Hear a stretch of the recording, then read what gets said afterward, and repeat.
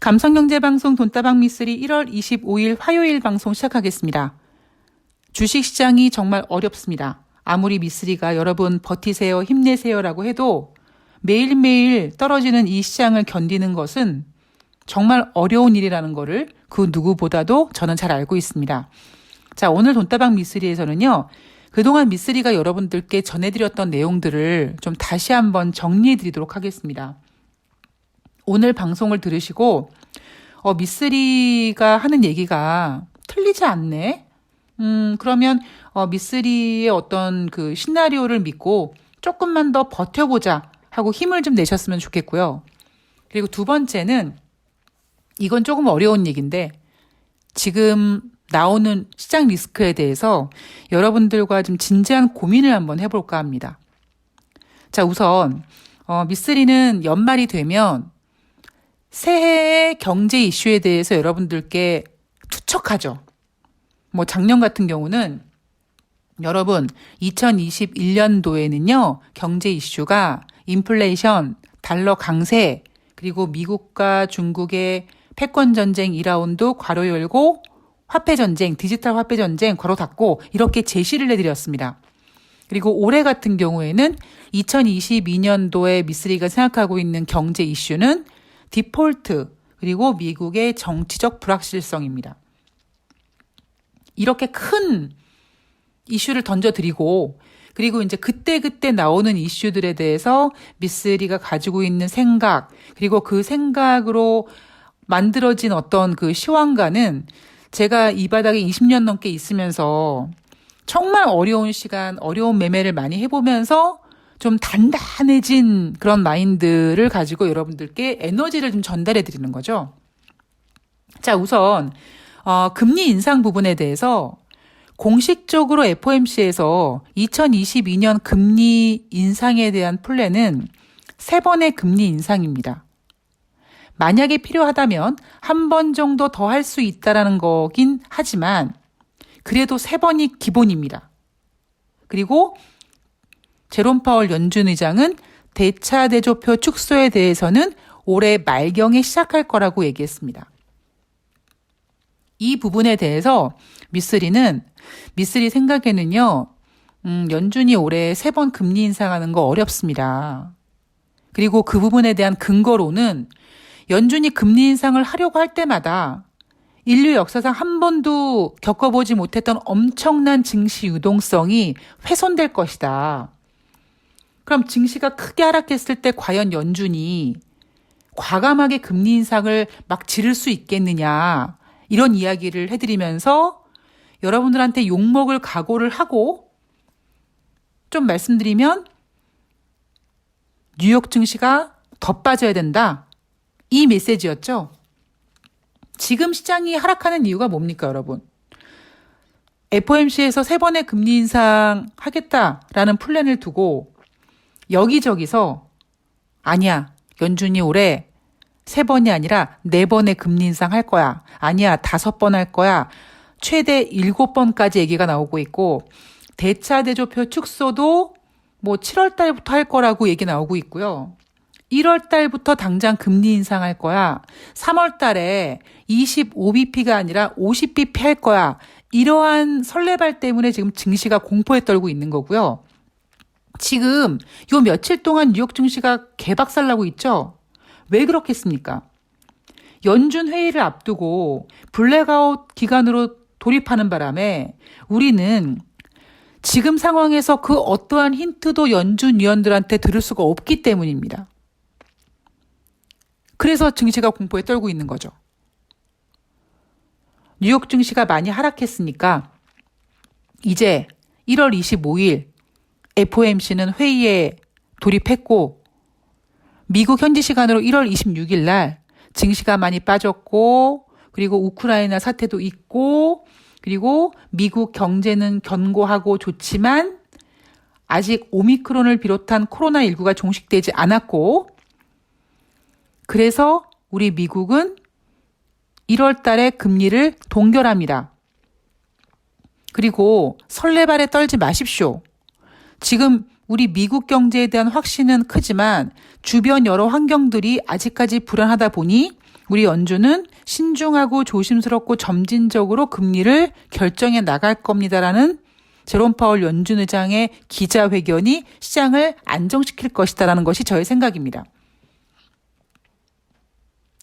지금 어떤 조건은 다 형성돼 있지 않습니까, 여러분? 미국 증시 많이 빠졌고요.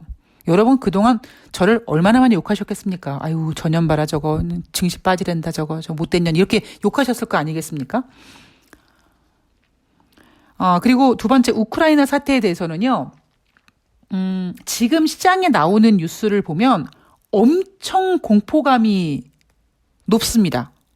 제가 읽어드릴까요? 우크라이나 주재에 있는 대사관, 그러니까 미국인들이죠. 직원 가족들에게 우크라이나에서 철수해라. 미국으로 돌아와라.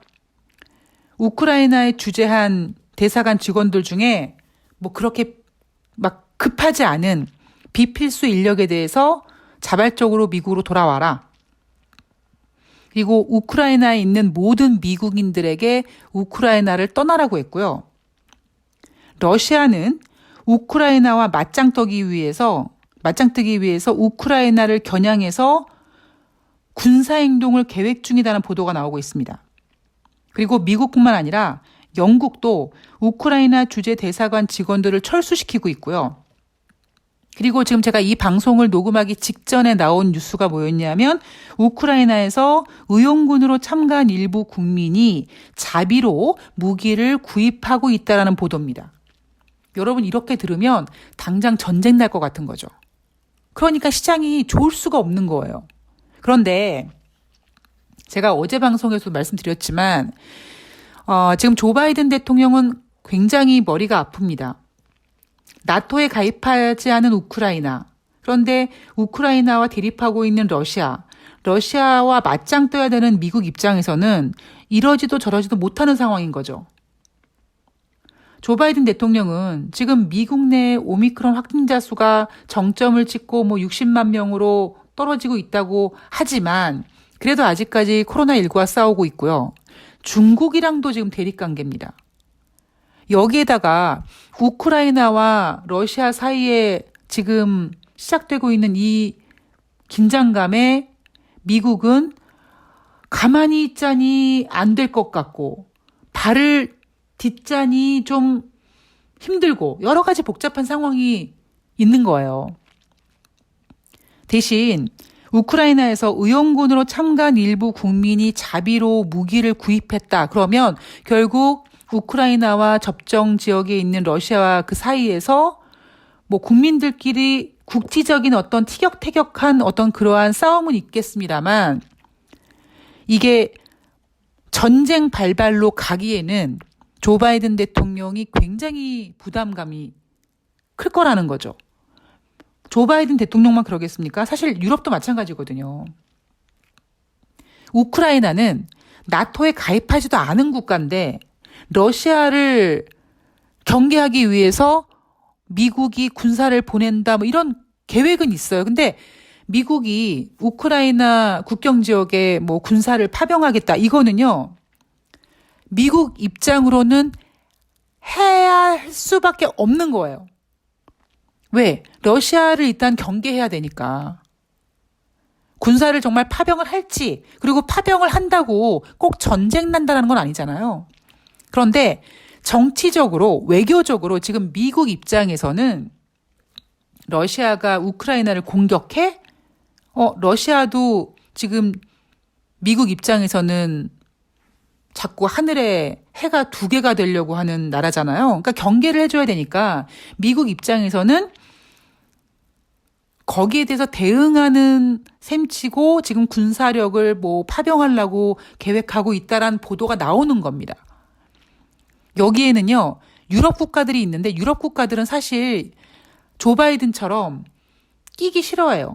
끼긴 싫어하지만 어쩔 수 없이 지금 상황이 이렇게 전개되고는 있습니다만 대신 여기에 조 바이든 대통령이 유럽 주요 국가 및 기구 정상들과 우크라이나 긴장 고조와 관련돼서 화상회의를 진행할 예정이라고 하죠.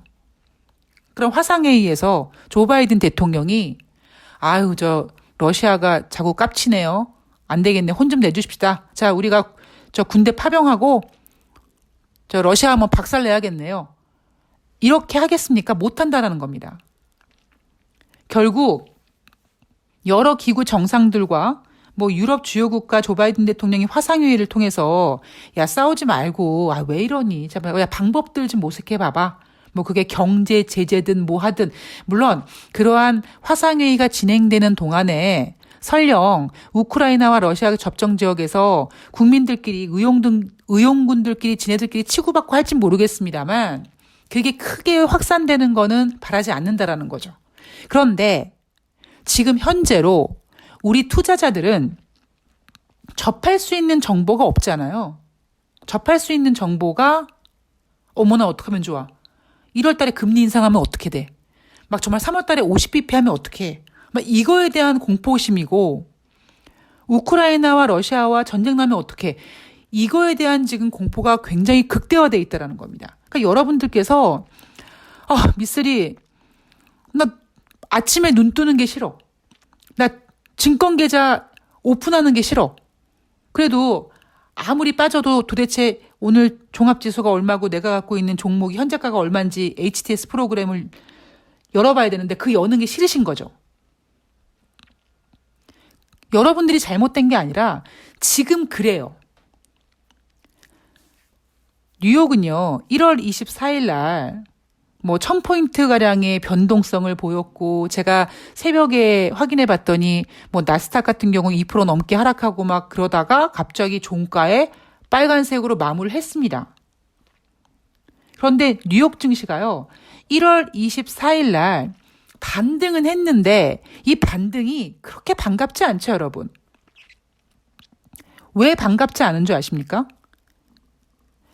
그 반등이, 그러니까 빨간색 플러스 전환된 것이 어떤 연준의 결과물이 나와주면은 그게 확실한 반등이자 저가를 찍고 이제 어떤 상승 구간으로 돌입할 수 있는 건데 아직까지 우리는 들을 수 있는 확실한 그 신뢰성을 갖고 있는 정보가 없는 겁니다. 여전히.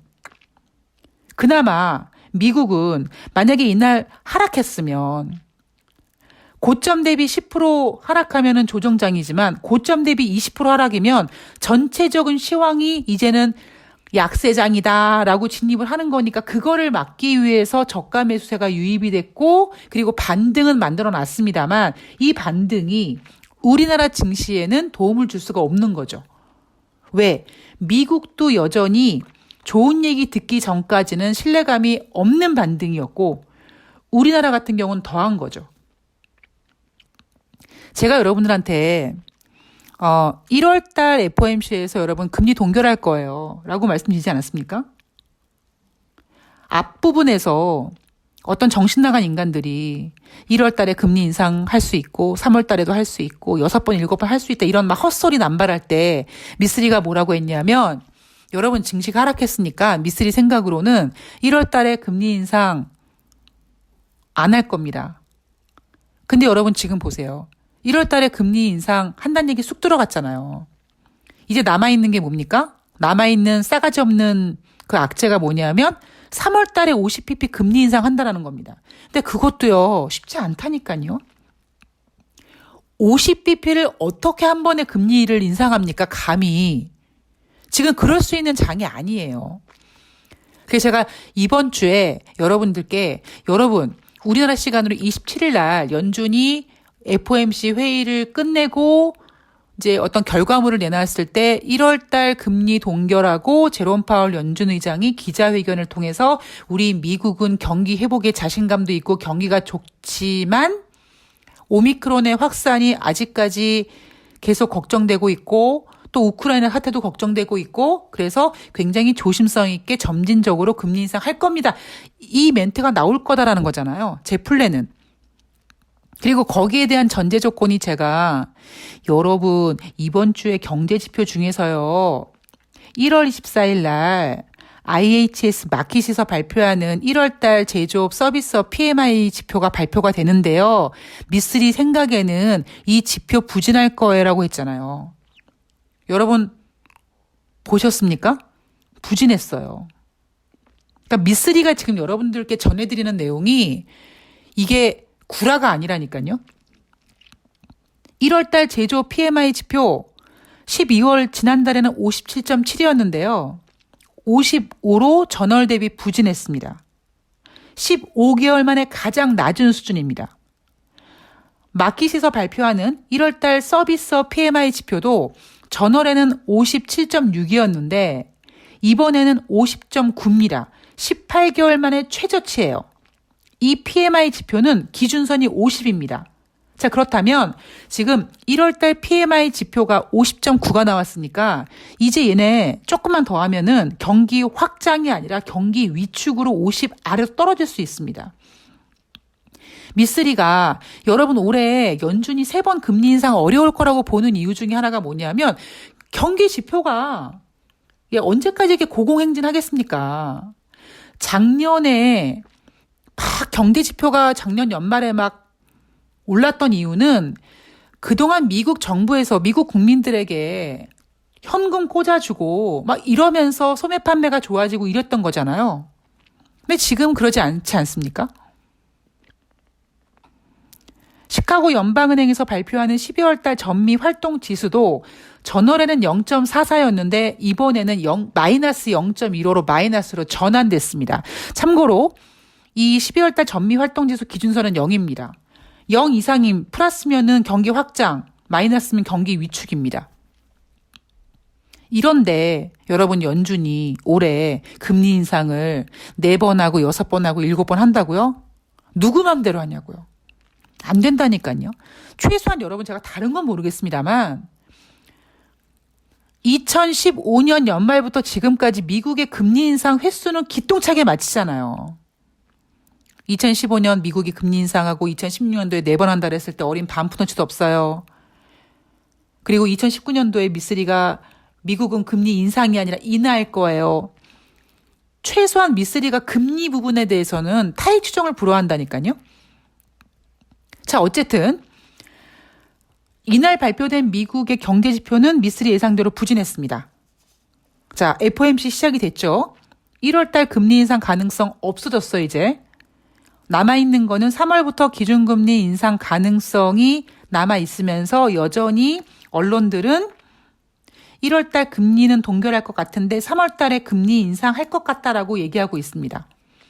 그럼 조심스럽게 3월 달에 금리 인상 50bp도 이제는 조금 물 건너가는 거죠. 그런데 아직도 정신나간 JP모건 회장 같은 정신나간 인간이 있어요. 누구냐면 골드만삭스입니다. 23일 보고서에서 연준이 올해 4번의 금리 인상할 거래요. 인플레이션 급등에 따라서 속도가 빨라질 거래요. 모든 회의마다 일정한 긴축 조처를 위한 어떤 조치를 하기 위해서 위험이 있을 거래요. 그리고 제롬 파월 연준 의장이 12월 달에 대차 대조표 축소한다고 했는데 골드만삭스는 7월부터 매달 1,000억 달러씩 대차 대조표를 축소할 거래요. 그러니까 누구 맘대로 할 거냐고요. 지금 이런 것 때문에 시장이 공포심에 떨고 있는 겁니다. 그래서 미쓰리가 이번 주에 예상했던 건 뭐냐면 여러분 힘드시죠? 그런데 어쩔 수가 없어요. 그렇다고 여러분들 소망이 주식 안 할 대로 돌아가고 싶다고 해도 그거는 불가능한 거니까 냉정하게 지금 상황에서 너무 속상하지만 연준의 금리 인상을 막기 위해서 필요한 건 주가 하락이고 그것만 버티고 자 반등의 시점을 노려보자. 아이러니하게 대한민국 27일 날 연준 회의 1월 달 회의가 끝나네요. LG 에너지 솔루션 청약 증거금이 제대로 돌아오네요. 유동성이 다시 만들어지네요.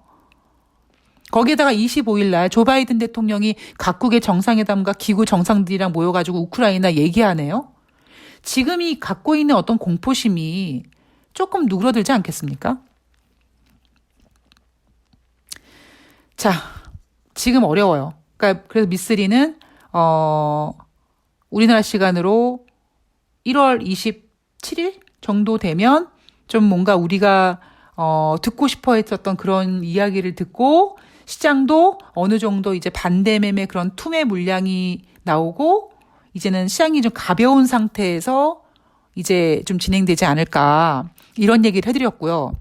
그리고 여러분들이 들으셔도 좀 기분 나쁘시겠지만 미쓰리가 싫어하는 것 중에 하나가 뭐냐면 무슨 뭐 돈 가지고 장난치는 것도 아니고 사실 저는 주린이라는 말도 싫어합니다. 그런데 뭐 거기다가 뭐 동학개미니 뭐 서학개미니 제가 그런 내용 들고 개풀 뜯어먹는 소리라고 무슨 얼어 죽을. 그래서 동학개미 다 아웃된다고 했잖아요. 동학개미들이 아웃이 돼야지만 진정하게 증시가 올라간다니까요. 그리고 또 뭐가 남았습니까? 서학개미들이요. 동학개미는 죽는데 서학개미가 살아날 수 있겠습니까? 안 돼요. 이제 서학개미 곡소리 납니다. 언제 났겠습니까? 이제 나는 거죠. 1월 24일 날 미국 증시 나스닥 같은 경우 고점 대비 20% 장중에 하락했으면 약세장인데 서학개미들 멘탈 버틸 수 있어요? 못 버틴다니까요. 그래서 미쓰리가 전제하는 거는 우리가 듣고 싶어하는 어떤 그 얘기가 나와야 되고 그리고 뭐 동학개미니 서학개미니 이런 얘기가 쑥 들어가야지만 진짜 올해 제대로 된 주식시장이 열린다. 그러니까 여러분들이 저는 그런 얘기 싫어하니까 가급적이면 그냥 여러분들께서 미쓰리 말을 좀 신뢰하신다면 그런 설레발에 이렇게 막 흔들리지 마시고 조금만 버티시라는 겁니다. 지금 시장에서는요, 뭐 2300포인트, 2400포인트, 뭐 2000도 깨질 수 있다, 뭐 이런 얘기 나옵니다. 그렇게 뺄 수 있는 시장이 아니에요, 지금은. 단지 동학개미와 서학개미들이 진입해서 그들이 이제 탈탈 털려서 떨어져 나갈 정도의 구간만 되면 됩니다. 자, 이게 지금 미쓰리가 바라보고 있는 시장입니다. 자, 두 번째로, 제가 오늘 방송에서 이제 첫 번째는 제가 그동안 여러분들께 전해드렸던 내용들을 다시 한번 정리해 드린다고 했고, 두 번째는, 리스크에 대해서 얘기해 드린다고 했잖아요. 제가 여러분 올해 현재까지 미쓰리가 갖고 있는 경제 이슈는 뭐 디폴트, 그다음에 미국의 정치적인 불확실성 이라고 말씀드렸잖아요. 그러니까 여러분들께서 무슨 소리야 미쓰리 뭔 디폴트야 라고 하실지 모르겠습니다만 여러분 아직까지 올해 시작도 안 했어요. 지금 겨우 1월 25일이고요. 좀 웃자고 얘기하자면 아직 음력으로 작년입니다. 아직 시간도 아니에요. 제가 작년 이맘때 그렇게 달러 강세를 외쳤어요, 제가. 각 증권사에서는 미국이 뭐 완화적인 어떤 정책을 위해서 달러가 그동안 약세가 될 것이라고 했지만 미쓰리는 작년 이맘때 계속 달러 강세를 외쳤던 사람입니다. 그래서 지금까지 제가 여러분들께 올해 경제 이슈들을 좀 보면 디폴트와 그리고 미국의 정치적인 불확실성인데 제가 어제 방송에서 살짝 말씀드렸잖아요. 저는 요즘 여러분 그러니까 이게 경제 방송이지만 제가 오늘은 정치 얘기를 좀 하겠습니다. 왜냐하면 너무 중요한 얘기예요. 저는 요즘 사실 대한민국에서 사는 게 좀 겁이 납니다. 그러니까 왜냐하면 예전에 제가 그러니까 증권사 다닐 때는 잘 몰랐었었는데 뭐 그때는 뭐 제가 네 군데 증권사를 옮겨 다녔습니다만 뭐 제가 싫어서 옮겨 다닌 것도 있고 뭐 여러 가지 뭐 그냥 제가 뭐 역마살인지 뭔지 하여튼 못 견디고 막 다른 데로 가고 뭐 그래서 이동했습니다만 경제 방송에 출연하면서 제가 어떤 생각을 했냐면 방송에 대해서 개뿔도 모르지만 아니 경제 방송에서 출연자가 정말 시청자들이 들으면 좋은 얘기들 전달하고 그게 굳이 뭐 종목 추천이 아니더라도 그렇게 시장에 대해서 개인 투자자들을 위해서 방송을 하고 그렇게 방송을 해서 시청률이 잘 나오면 그러면 제일 좋은 거 아닌가? 라고 생각을 했었거든요. 근데 정말 저는 자신 있게 말씀드리지만 뭐 이 방송을 통해서 옛날에 미쓰리 방송을 보신 분들이 계실지 모르겠습니다만 미쓰리가 출연하는 방송은 다 시청률 잘 나왔어요. 근데 제가 경제 방송에서 견디지를 못해요. 이상하더라고요. 왜? 아니 왜 경제 방송에서 나 이렇게 밀어내지? 제가 쓸모가 없다는 겁니다. 뭐 이래저래 뭐 국장이 싫어하고 뭐 그래요. 이상하다 왜 그러지? 그리고 저는 그냥 포기하려고 하다가 이제 어쩌다가 이제 팟캐스트를 하게 됐고, 어쩌다가 이렇게 이제 몇 년을 지금 횟수로 7년째 방송을 하게 됐는데, 그동안은 저는 오직 주식만, 그리고 제 인생에 대해서 이제 그동안 제가 살았던 거를 이제 추스리고 다시 이제 새로 새 출발하기 위해서 이렇게 막 관심을 제 삶에다가만 집중하다 보니까 뭐 정치나 이런 거에는 아웃 오브 안중이었어요. 그러니까 진짜 주식 빼고는 개뿔도 몰랐던 거죠. 뭐 지금도 모릅니다만. 그런데 이번 제가 대선을 앞두고 그동안 어떤 사람이 대한민국은 검찰공화국이야. 뭐 대한민국은 언론이 너무 편향돼 있어. 뭐 이렇게 얘기하면 저게 무슨 소리지? 라고 생각했었던 그 부분이 정말 문제가 있구나라는 거를 느끼게 된다라는 거죠. 왜 그렇게 생각하냐면 제가 어제 방송에서 여러분 대한민국 증시 리스크, 물론 미국 증시가 많이 하락했습니다. 뭐 일본 증시도 하락했어요. 뭐 다 안 좋아요. 뭐 그나마 그동안 뭐 유동성 풀고 금리 인하하면서 버텼던 중국 증시도 하락하고 있고 유럽 증시도 하락했습니다. 그런데 우리나라 증시는 지금 상대적으로 더 하락하고 있어요. 그게 제가 제시한 게 뭡니까, 여러분? 외국인들이 왜 우리나라 증시에서 발을 뺄까요? 물론 미국의 금리 인상 이슈가 있죠. 근데 저는 그것보다 정치적인 리스크라고 생각하거든요. 왜냐하면 여러분 얼마 전에 원달러 환율이 1200달러를 찍었던 적이 있었습니다. 물론 오늘 원달러 환율은 3달러 올라서 1199원까지 갔고 뭐 제가 이 방송을 끝낸 다음에 1200원까지 갈 수 있겠죠. 그런데 중요한 거는 원달러 환율이 1200원 갈 때보다 오히려 지금이 매도 강도가 더 세요. 만약에 어떤 언론에서 야당 후보인 윤석열 후보가 북한에 대해서 선제 공격할 수 있다. 뭐 이러한 내용을 한다면 외국인들이 우리나라 어떤 투자를 좀 어렵게 생각할 수 있다. 이런 보도가 하나 나와야 되는데 안 나오잖아요. 그래서 제가 어제 방송에서 유일하게 미쓰리가 처음 얘기한다고 했잖아요. 지금 여러분 외국 입장에서는 우리나라 대통령 선거가 어떻겠습니까? 그 어떤 나라도 검찰총장이 대통령 후보가 된 나라가 없다고 하죠. 우리는 우리나라니까 뭐 예전에 어떤 후배가 그러더라고요. 어머니가 건물주세요. 그러니까 그 어머니가 무조건 윤석열 후보를 찍는다는 거예요. 뭐 우리는 우리나라 일이고 또 각자 자신들의 뭐 기득권 자산을 보호하고 뭐 이럴 수 있을지 모르겠습니다만 제3자인 외국인 입장에서 지금 우리나라 야당 후보인 윤석열 후보는 굉장히 불안한 거죠. 정치 경력이 없는 검찰총장이 대통령 후보가 됐고 아무리 언론에서 보도를 안 해주고 커버한다고 해도 그럼에도 불구하고 윤석열 후보가 이렇게 어디 가서 얘기하고 발언하고 공약도 어버버버하고 잘 모르고 이런 것들의 즉 윤석열 후보의 그 무식함 같은 경우가 우리가 아무리 언론이 커버하려고 해도 그들은 알 수밖에 없는 겁니다.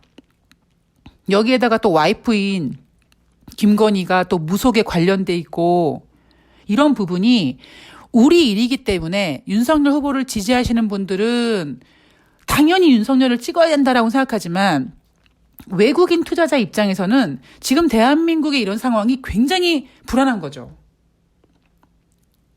그런데 이런 얘기를 그 어떠한 언론에서도 하지 않더라는 겁니다. 여러분들이 만약에 골드만삭스나 뭐 이런 데인데 윤석열 후보가 대통령이 됐는데 농담 삼아 한국의 대통령 영부인이 막 무속을 신뢰하는데 그 무속을 신뢰하는 그 뒤에 어떤 그 무슨 도사 같은 분이 신의 계시를 받아서 뭐 북한을 선제 공격해야 된다 뭐 이런 거 내려서 정말 미사일 누르면 어떻게 하지? 이런 생각 안 하겠습니까? 아마 그런 분도 계실 거예요. 윤석열 후보가 좀 부족한 건 알지만 그래도 잘하겠지.